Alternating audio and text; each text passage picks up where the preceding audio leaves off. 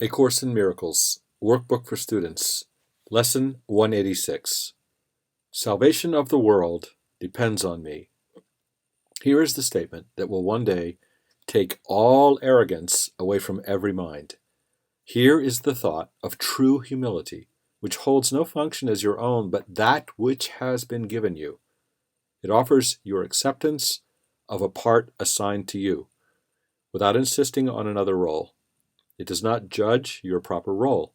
It but acknowledges the will of God is done on earth as well as heaven. It unites all wills on earth in heaven's plan to save the world, restoring it to heaven's peace.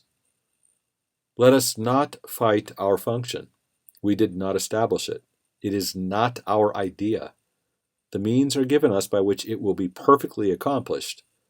All that we are asked to do is to accept our part in genuine humility and not deny with self-deceiving arrogance that we are worthy. What is given us to do, we have the strength to do. Our minds are suited perfectly to take the part assigned to us by one who knows us well. Today's idea may seem quite sobering until you see its meaning. All it says is that your Father still remembers you and offers you the perfect trust He holds in you who are His Son. It does not ask that you be different in any way from what you are. What could humility request but this? And what could arrogance deny but this? Today we will not shrink from our assignment on the specious grounds that modesty is outraged. It is pride that would deny the call of God Himself. All false humility we lay aside today, that we may listen to God's voice reveal to us what He would have us do. We do not doubt our adequacy for the function He will offer us. We will be certain only that He knows our strengths, our wisdom, and our holiness. And if He deems us worthy, so we are. It is but arrogance that judges otherwise. There is one way, and only one, to be released from the imprisonment your plan to prove the false is true has brought to you. Accept the plan you did not make instead. Judge not your value to it.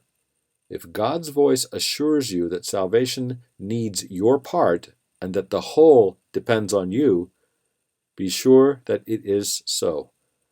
The arrogant must cling to words, afraid to go beyond them to experience which might affront their stance. Yet are the humble free to hear the voice which tells them what they are and what to do. Arrogance makes an image of yourself that is not real. It is this image which quails and retreats in terror as the voice for God assures you that you have the strength, the wisdom, and the holiness to go beyond all images. You are not weak, as is the image of yourself. You are not ignorant and helpless. Sin cannot tarnish the truth in you, and misery can come not near the holy home of God. All this the voice for God relates to you, and as He speaks, the image trembles and seeks to attack the threat it does not know, sensing its basis crumble. Let it go. Salvation of the world depends on you and not upon this little pile of dust. What can it tell the Holy Son of God? Why need He be concerned with it at all? And so we find our peace.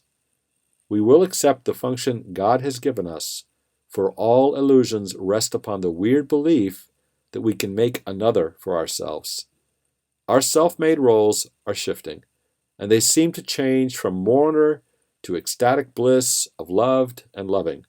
We can laugh or weep and greet the day with welcome or with tears.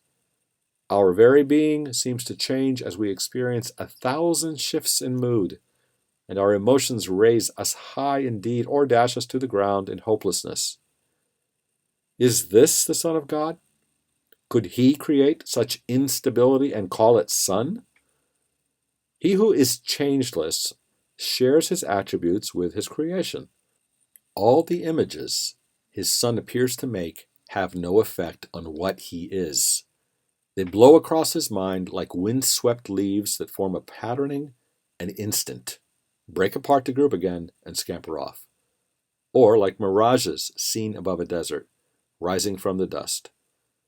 These unsubstantial images will go and leave your mind unclouded and serene when you accept the function given you. The images you make give rise to but conflicting goals, impermanent and vague, uncertain and ambiguous. Who could be constant in his efforts or direct his energies and concentrated drive toward goals like these? The functions which the world esteems are so uncertain that they change 10 times an hour at their most secure. What hope of gain can rest on goals like this? In lovely contrast, certain as the sun's return each morning to dispel the night, your truly given function stands out clear and wholly unambiguous. There is no doubt of its validity. It comes from one who knows no error, and his voice is certain of its messages. They will not change nor be in conflict. All of them point to one goal, and one you can attain. Your plan may be impossible, but God's can never fail because He is its source. Do as His voice directs, and if it asks a thing of you that seems impossible, remember who it is that asks and who would make denial. Then consider this. Which is more likely to be right? The voice that speaks for the Creator of all things, who knows all things exactly as they are? Or a distorted image of yourself, confused, bewildered, inconsistent, and unsure of everything? Let not its voice direct you. Hear instead a certain voice which tells you of a function given you by your Creator, who remembers you and urges that you now remember Him. His gentle voice is calling from the known to the unknowing. He would comfort you, although He knows no sorrow. He would make a restitution, though He is complete, a gift to you, although He knows that you have everything already. He has thoughts which answer every need His Son perceives, although He sees them not. For love must give, and what is given in His name takes on the form most useful in a world of form. These are the forms which never can deceive, although they come from formlessness itself. Forgiveness is an earthly form of love, which, as it is in heaven, has no form. Yet what is needed here is given here as it is needed. In this form, you can fulfill your function even here. Although what love will mean to you when formlessness has been restored to you is greater still. Salvation of the world depends on you who can forgive. Such is your function here.